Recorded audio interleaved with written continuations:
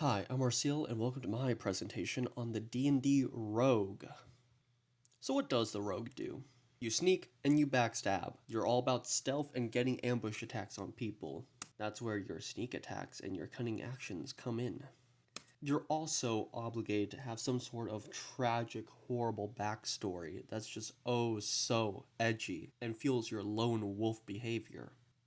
So, your rogue boons. First and foremost, you get expertise. If you don't know, expertise allows you to double your proficiency bonus on a few of your skill checks. This is really good. I mean, free plus 12 at higher levels, don't mind if I do. Next up, you have your sneak attack. This is a little bit of extra damage that you get to do if your foe doesn't know that you're there or you have advantage on the roll. Now, in the 2014 version, this was about all the rogue had in terms of sneaky backstab stuff. But in the new versions, you get a few extra things that you can do with your sneak attacks at higher levels. And I think that's pretty cool. The choices that you make when using these new sneak attack options are really nice for roleplay, I think. And finally, your rogue's kind of untouchable. You got your uncanny dodge, where you can just bypass a lot of save attacks. You also have your evasion, which allows you to take even less damage than what you normally would. So, Rogue Banes. No magic, I guess? You really don't have a lot not going for you as a rogue. Of course, not having magic is always sort of a downside because magic's really good and a lot of classes get it, but it doesn't matter too much when the enemy's already dead on the floor bleeding out. I don't know much that the rogue doesn't do well. I'm gonna be so for real. Getting to your subclasses, first you have the thief. This is sort of the original archetype of the rogue in the older editions. You're a kleptomaniac, you like to steal, and you're really good at stealing. You're also one of the most mobile rogue subclasses. You're just able to get around and do stuff really well. Then we got the assassin. This is the one where you go and kill people for money instead of stealing things from people for money. And you're really good at doing that, at least on the first turn. You see, the assassin plays a lot like Yu-Gi-Oh! You got a lot of things to do on your first turn, and you really want to do all of it on your first turn because you don't have a lot of abilities going past the first turn. So you're going to spew your entire board out and hope the enemy dies after that.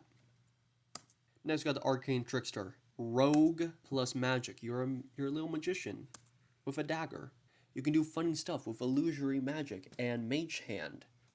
Then we got the Soul Knife. So you see, my dagger, my blade, is just an inherent part of my soul, and I can summon it forth at any time I want. It's the Fair and Flash sword. I mean, you just got your weapon on you at all times, and you can use these psionic energy dice to, enhance your abilities and maybe deal more damage.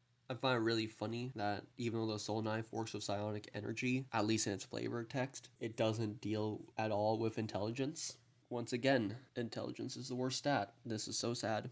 Next up, we got the Inquisitive. So, you're really, really perceptive. You're good at seeing stuff.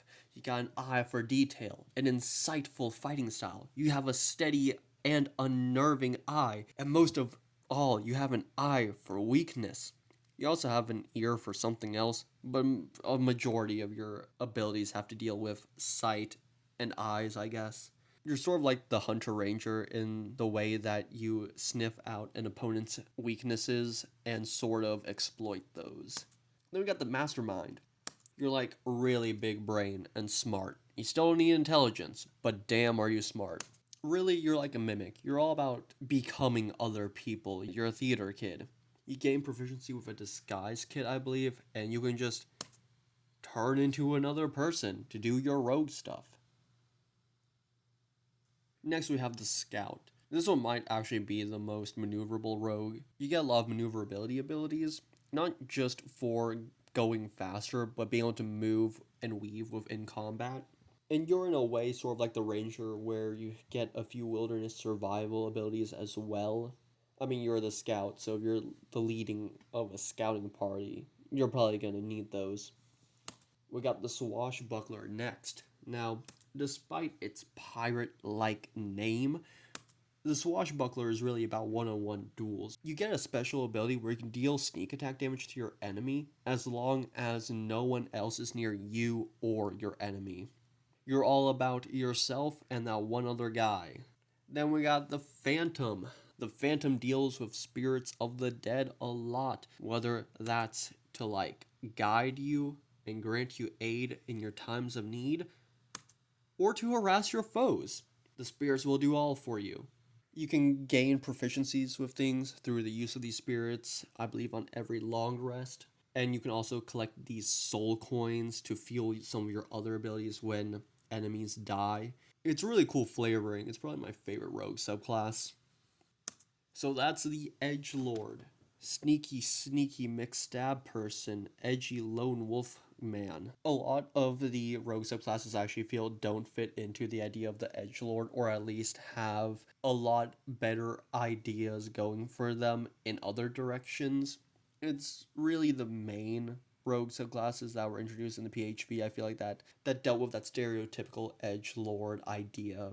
Maybe the Phantom also goes into that, but I feel like there's a lot more you can do with the Phantom than just, oh, I see the spirits of the dead, and they haunt my ever waking existence.